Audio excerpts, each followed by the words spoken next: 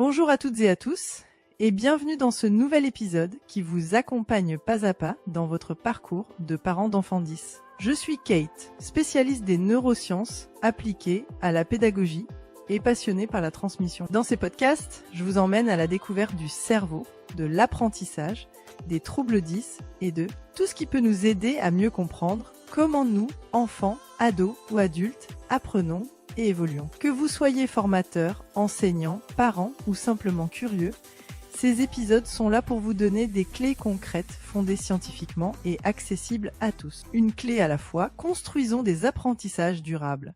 On va parler aujourd'hui d'un moment souvent vécu comme un séisme émotionnel, le diagnostic 10 de son enfant. Un mot, quelques lettres et pourtant tout bascule. Le choc du diagnostic. Quand le mot trouble est posé par un professionnel, c'est une onde de choc. Même si on s'en doutait un peu, l'entendre officialiser, noir sur blanc, c'est autre chose. Cet instant déclenche un tsunami émotionnel intérieur, tristesse, soulagement, doute, et surtout cette question qui revient, et maintenant on fait quoi? Ce que vous ressentez est normal, vous n'êtes pas seul, et non, vous n'êtes pas un mauvais parent. Au contraire, ce que vous ressentez prouve votre engagement. Pourtant, nous voilà face à la peur du jugement et de l'étiquette. Une fois le diagnostic posé, une peur s'invite, celle du regard des autres. Mon enfant va-t-il être catalogué, mis à l'écart? Cependant, rappelez-vous ceci. Nommer une difficulté ne l'aggrave pas. Au contraire. Cela permet de mieux l'accompagner à l'école comme à la maison. Voici une métaphore simple que j'utilise pour expliquer aux autres et qui peut faire des merveilles, par exemple. Il avance sur un sentier de forêt pendant que d'autres prennent l'autoroute. C'est plus sinueux, mais tout aussi riche. Il suffit de marcher à ses côtés. Alors vous allez me dire, mais comment accueillir ces émotions pour mieux accompagner son enfant? Souvent en tant que parent, on se concentre sur son enfant et on s'oublie soi-même. Ignorer ses propres émotions, c'est prendre le risque de l'épuisement. Vous avez le droit d'être triste, inquiet, en colère et même tout à la fois.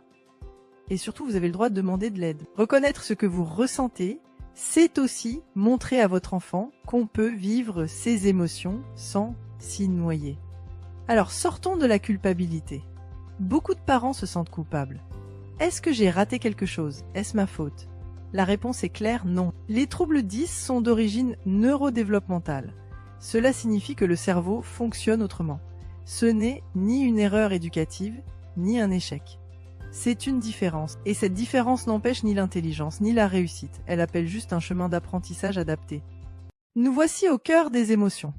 Comment ne pas tomber dans le piège de nos envies, de corriger ce que l'on peut ressentir comme une injustice, et devenir un parent ressource plutôt qu'un parent sauveur. Après le choc, vient souvent l'envie de tout réparer.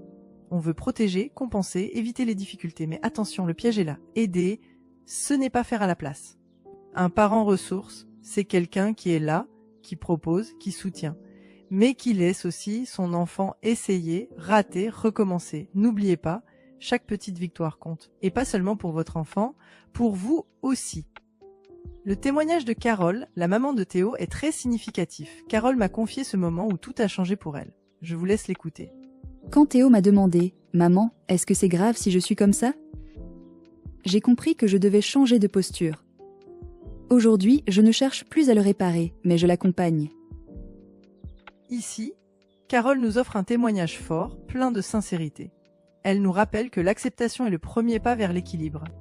De plus, une psychologue spécialisée dans ce domaine m'a rappelé que ce que vit un parent après le diagnostic est un passage normal, une sorte de deuil de l'enfant imaginaire. Son conseil, créer un cadre rassurant, stable, chaleureux. L'émotion prime sur les outils. Et surtout, ne jamais oublier que le regard du parent est un miroir pour l'enfant. Voilà, c'est tout pour aujourd'hui. Merci de m'avoir écouté.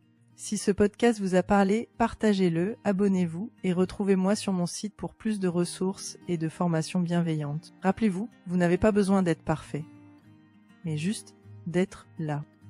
On se retrouve chaque mercredi pour explorer ensemble un nouveau sujet autour des troubles 10 et bien plus encore. Pensez à laisser un petit mot ou un pouce, c'est le meilleur moyen de soutenir ce projet et de le faire grandir. Et si vous avez des questions, des idées de thèmes, ou juste envie d'échanger, je suis toujours ravie de vous lire. Chaque semaine, une clé de compréhension en plus. À très bientôt pour un nouvel épisode et d'ici là, prenez soin de vos apprentissages.